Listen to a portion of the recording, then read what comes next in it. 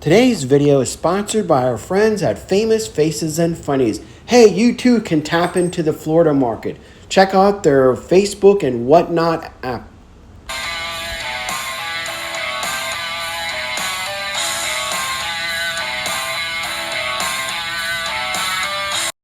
Hello and welcome to another exciting episode of Codename New to Vero to the Gen X for Gen X channel. I'm your presenter, Shabu Are You. Well, my regulars can attest this is the time we do our monthly comic book pickup episode where I go and look at some of the books I picked up during the course of the past month, which is an excellent opportunity for all of us to look back on some iconic issues as well as discover some new ones. Of course, there's a lot of the usual suspects, such as the GIJOE series, which I've been known for many years for covering on this channel. But also every now and then there's some surprises. But the real fun part is the back issues. That's right. Unlike some other channels, not everything is current. And a big chunk of this episode, you're going to see it's a little light on the new stuff, but it's really heavy on the back issues. And this one in particular is going to be a lot of fun. I've been waiting to do this video and show and share case and hear everyone's remembering. That's the best part about this, is that it's not just me. All of you get to chime in and discuss about, oh, I remember reading this and that and all the wonderful memories. And that's what this shit is all about. You don't have to buy anything. It's just a great way for us, not a big channel, small group of regular guys and gals, and that's what I like. It's a lot of fun to hearing all of your stories. I enjoy it just as much. Now, with that said, we've been doing a lot of retro tech stuff. So my regulars are probably, happy that we're back in the bread and butter of this channel, which is comics. So let's start off right with the usual suspects. And I'm talking about, I think we got two. Yep. G.I. Joe issue 309. And it's funny because I recently talked to Larry Hama about some the diversity in G.I. Joe. I had somebody who I'm not going to bring any names, but he does not want to accept that. And sadly, I hate bringing politics and stuff, but the truth is he follows a particular orange guy that lives down the street in Mar-a-Lago. And I'm like, I'm presenting him like, oh, well, Larry said this, Kirk Bazigian says this. And then there's a point where like, all right, you could do what you want. That's totally fine. But the point is I was talking to Larry about this, and he was like, yeah, I emphasized that because I wanted to make it a reflection of our current military of the day, which is a group of brave men and women of all backgrounds. So with that said, let's talk about the story a little bit, because I haven't been recapping. I mean, for what, since 2014 up until 2023, I recapped the entire IDW run mostly, and then I stopped once. It's just so time consuming, and I was burned out, let's be honest. But with that said, I like this. I think it's a little bit of, so far, the Larry Hama Real American Hero is kind of like a smorgasbord of all of the iconic story arcs, if that makes sense. You got a little bit of Cobra Civil War, you got a little bit of uh, Cobra World Order, and then of course the Benzene campaign. There's a whole bunch of and think about it, long time Joe fans. Now that I said that, go back and think about it. Does that make sense? So it's kind of like a greatest hits compilation so far as G.I. Joe's story arcs. It's good, and it's been entertaining. I know.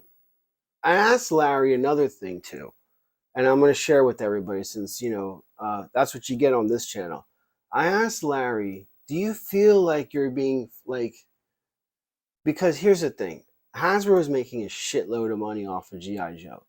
And I've always wondered how he felt and what of his compensation. Because there is a intellectual property law, and I hate to be a nerd about it, but I was just wondering if they amended it, or, in consideration that we're making money off of everything, like, because we had nothing. Everything is the Larry Hama world that they're making. And now in this 2018 resurgence, like, a whole bunch of new fans have entered. So where Star Wars is Hasbro's taking a hit on Star Wars and Marvel Legends, they're doing pretty good with G.I. Joe. Every HasLab has been funded. Not any other IP can say that. There's plenty of Star Wars HasLabs that's failed. Marvel Legends that have, G.I. Joe's the only one that has not failed yet. That's pretty remarkable. The only things I got was a Sky Strike. And I'm going to talk about this in a future episode. I stopped buying classifieds. I hate them, and I felt like I was being pressured. My G.I. Joe, the G.I. Joes I love are this, the 3 3/4 inch. This is G.I. Joe. This is what it's about to me. So the 6 inch, that's Star Wars Black Series. I just, they're soulless to me. So I stopped. Like cold turkey, I stopped buying classified figures. Anyway, so I asked Larry about that, and that's what kind of got this kind of like, do you feel bad? Has he been, because he complained about his hand. Like he has carpal tunnel syndrome. His hand really hurts when he writes, when he uses his hand. And that's from years and years of, writing and work, what have you. He was in the martial arts, so handling katana swords or kendo sticks, anything like that, like use of his hands. He does that in leisure as well as professionally. So his hands are pretty bad shape and are very painful to him. So I asked him, are you being forced to do this? Because get to that retirement age and getting the benefits and stuff. And he's like, he's like, no, I do want to finish this off right. So I am eager. They're pretty much leaving him alone with this. Like IDW, they left him totally alone because they gave up on G.I. Joe. That's why it was called the dark periods. But now that they're back, they're kind of like telling with the Energon universe, they have more of an input. Anyway, so G.I. Joe issue number 309. That was a long one, so sorry about that. And then G.I. Joe issue number 310. This looks a lot like a John Royal cover. It's not, but I'm just saying how he is. When we started this, regulars can attest, not many people knew about John Royal. We were like, hey, this guy is good. Him and Nito Diaz. Nito Diaz is now working on X-Men, guys. So we've seen him in his humble beginnings. Now he's all the way up to working on X-Men. Isn't that freaking cool? Like some guy that we met in 2014, 2015, a young aspiring artist working on G.I. Joe, doing covers here and there, not even a regular, like a variant cover. Now he's the lead illustrator for X-Men. That's awesome. And he thanked us. He's like, you guys have been a big support on this channel, and all the people, I didn't speak a word of English, but you welcomed me, you did the translating thing, and you were my first interview. And he'll never forget that. That's what it's all about, man. That's what it's all about. So G.I. Joe issue number 309 and issue number 310. With that aside, this one, one of the big things we like, and our regulars can attest to it, is these facsimile reprints.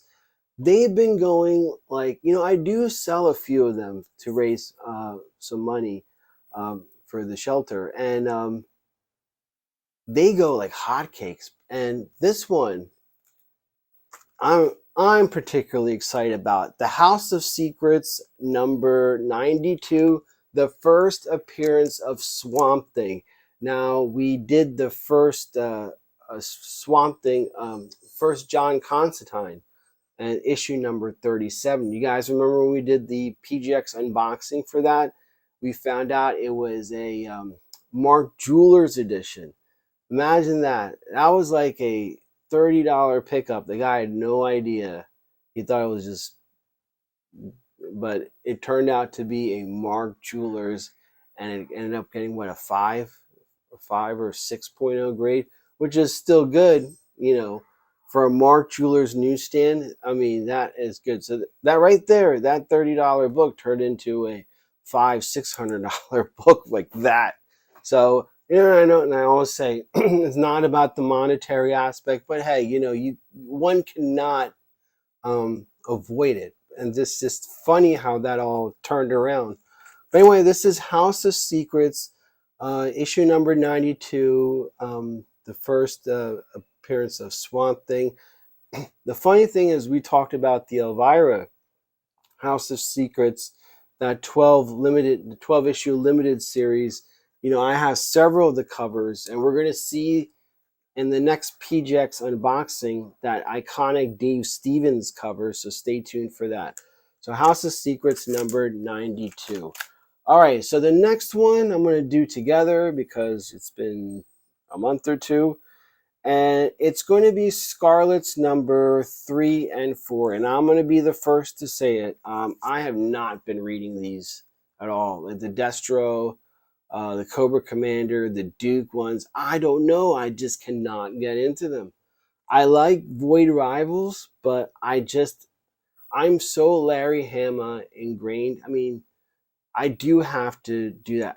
It's just tough for me with some of the initial concepts that I saw in Duke and Cobra Commander, and then like we did read issue number 1 and 2 of Scarlett.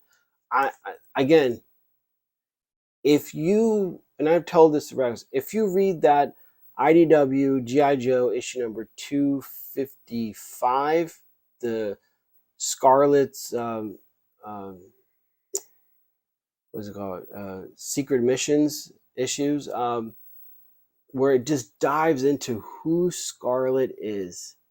And even when we read the Paul Allure backstory on his Scarlett, you remember that? IDW did that GI Joe, and it was 12 issues. Paul Allure was the writer, and he had Scarlett suffering from PTSD, like really bad. Duke actually had to like save her, but it was like you could connect. This version of Scarlett, I am struggling. I don't know how you guys, I would love to hear about that. So Scarlett issue number 3 and 4. Alright, so the next issue, again, 2. Chitara issue number 2 and Chitara issue number 3. This has been we just did issue number 1, but issue number 1, I'm going to tell you, was amazing. We found out that Chitara was like a surrogate mother to Lion-O. So all of those fan theories and stuff, remember back in the day, there's something with, it's more of a mother-son relationship. And she looks at Lion-O like her cub. And I think that just was, boom, groundbreaking. And her and Panthro, like she has suitors after her, but she's married to the care of Lion-O above all, which is why she hasn't been married yet, and she hasn't put off being pursued by Tigra, is because of the care of Lion-O. This is earth-shattering shit, folks. So I'm enjoying that. And with that, we are jumping into Thundercats issue number 7. Biggest surprise, biggest retro Gen X IP that is going below the radar. The Thundercats comic series is actually really, really good. It's fun. The best thing about it, it's like watching an episode of the the cartoon series. I love that. I think the problem with GI Joe, Transformers, is they're all under that Void Rivals Energon universe thing. There's a lot of buildup, a lot of things going behind the scenes, parts, things that are not. There's so much. It's like you have to remember. Oh yeah, I remembered in Void Rivals issue number 4 that happened, and that's what leads to Destro. It's like you need a fucking spreadsheet and like, oh, cross-referencing and stuff. Not with this. You're able to enjoy it just like a cartoon series. Pick this up. This is fun, fun, fun. I really have been enjoying Thundercats. Biggest underdog of them all. And with that said, the next one is Transformers issue 12 and 11. This has been amazing. This has been good. I think that what did I say were my top 3? I said Void Rivals.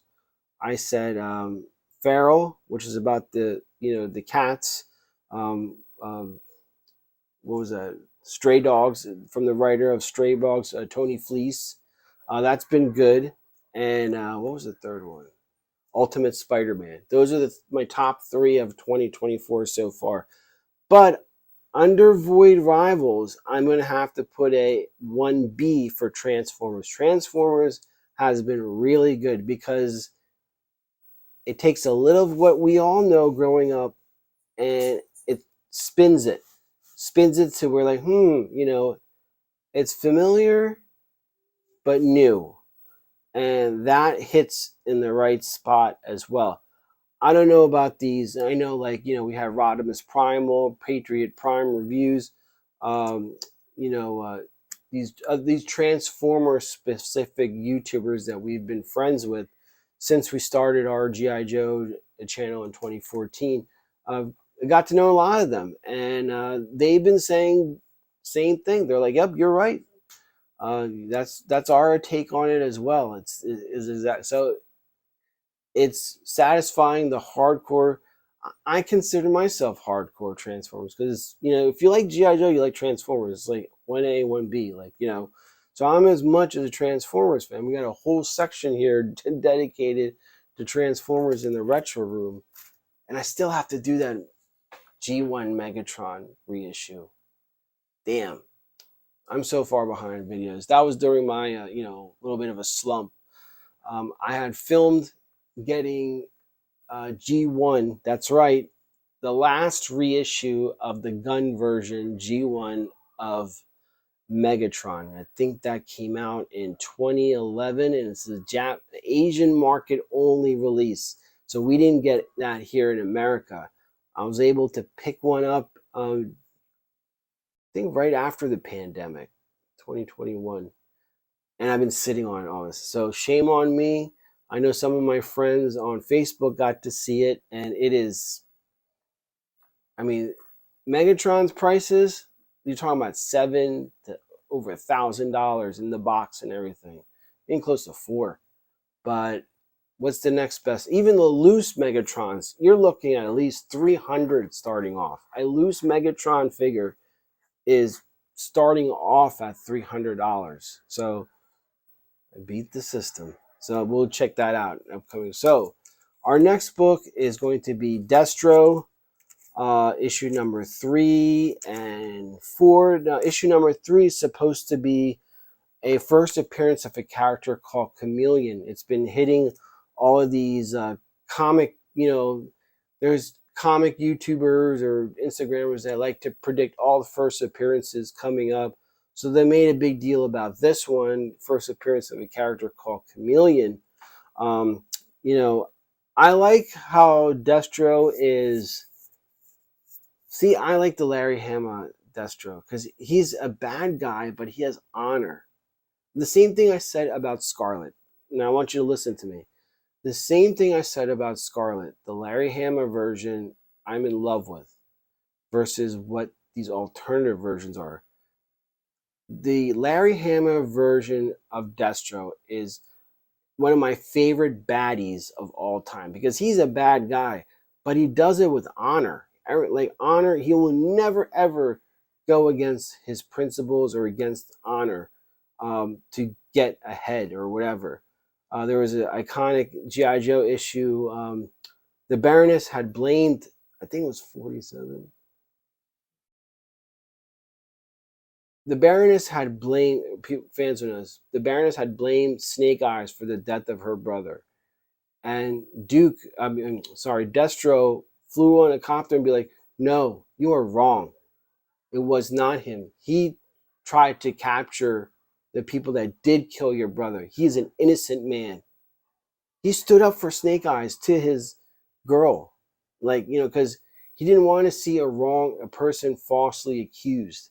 That's the Duke that I love. I think that's awesome. So this version of Duke, Destro is a little bit different. I don't know why I keep saying Duke, but this version of Destro is good. I like how he's in competition with the Crimson Twins. But at the same time, the Larry Hama Duke that is just so good. And Void Rivals, again, this has been an actual treasure to read. And I said it during every month's pickup episodes. If you take what's going on in Ukraine, Russia, if you take what's going on in Gaza with Israelis and Palestinians, with Ireland, Northern Ireland, North, South, in our country, that's the themes that this is hitting on. That, underneath all of this suits that they're wearing, they're the same people. And they're fighting brothers and sisters. And it's the reason why they're fighting is because politicians are benefiting off of their death. And these two guys, this is such a real world book, ladies and gentlemen, that it is a must read. And then when you look at what's going on, your TV set, sadly, you'll think of this book. Try it. I've been saying it. I would love to hear. I haven't heard many people voice that back, but I would love to hear what they think. And lastly, the big surprise is the special bagged. Now, Marvel's starting to do this with their more hardcore, more adult theme, gory offerings. They're having a separate section, and it comes with this label on it. Not appropriate for all audience. Reader discretion, please be advised. This one is the Werewolf by Night, and we just talked about, the whole Halloween scary stuff. And I love Swamp Thing.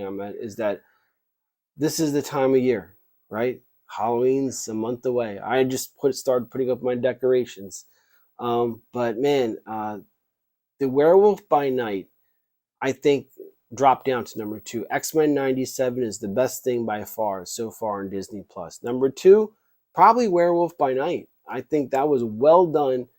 It was worse when they colorized it. The black and white one was amazing. The first, when it was released last year in the black and white form, that was just perfect. I thought that was great. So I'm excited about this. More Werewolf by Night. A flawed character, a tragic character, good-hearted character, but again, it deals with the whole Frankenstein monster concept, that others, they're a monster, but in their own eyes, they're a hero. That's something very important to think about. Alrighty, so that does it for all the new books that we did. Now we're going to go to the kitchen because I set up the real prize in this month's pickup. So here we go. Alrighty, so here's the big surprise. This was from an estate sale, and basically this is the heart of the iconic Chris Claremont XMen run. We have X-Men from 160s, 170s, 180s, 190s, some Fantastic Four. Now, a lot of this stuff actually goes right into the X-Men 97 first season story arcs. So, we have the death of Professor X here, and the X-Men trying to continue on. And here's the first appearance of Madeline Pryor, X-Men issue number 168. That's a that's a keeper right there. And then we have Rogue, who was the star of X-Men 97. This is when she joins the X-Men team. So this is a pretty penny in itself. Just fantastic reads. I mean, I know this is a sin, but I kind of doubled these because I was running out of bags and boards. What's this? 174. Dark Phoenix. So Mastermind controls Madeline Pryor, and she thinks she is the Dark Phoenix. So, and the X-Men think that the Dark Phoenix is back. That's pretty cool. First, Valerie Cooper. That's the government official in charge of mutant affairs. Kind of like a liaison with Professor X, helps him out. This is an iconic issue, but at the same time, this one's pretty beat. The origin of this Silver Samurai. Then we have the marriage of Madeline Pryor and Cyclops. Talk about fucked up. Oh, that's crazy. Poor Cyclops. He can't keep it in his pants. And of course, appearance of Leech, where he marries Kitty Pryde. Like, it's like a shotgun wedding. Oh man, it's hilarious. And here's the big one. This is Disney Plus. Life Death was when Rogue lost her powers, and I think they allocated 2 episodes for this. So the whole romance between her and Forge. I think we have a first appearance of Forge too. Pretty sure we have a first appearance. That's not good.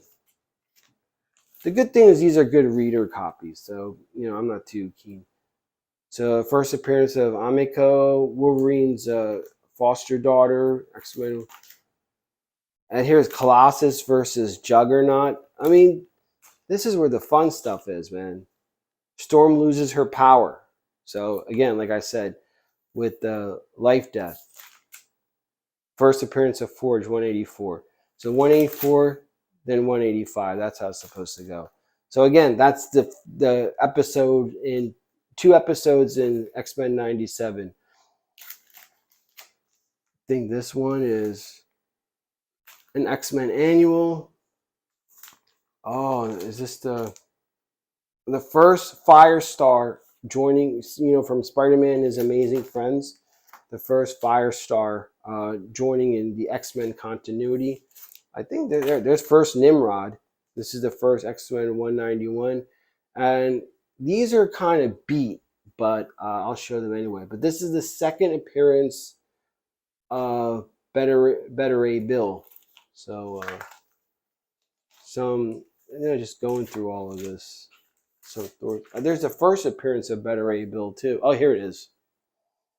Sorry about the mess, but this is what it's like. You're trying to organize.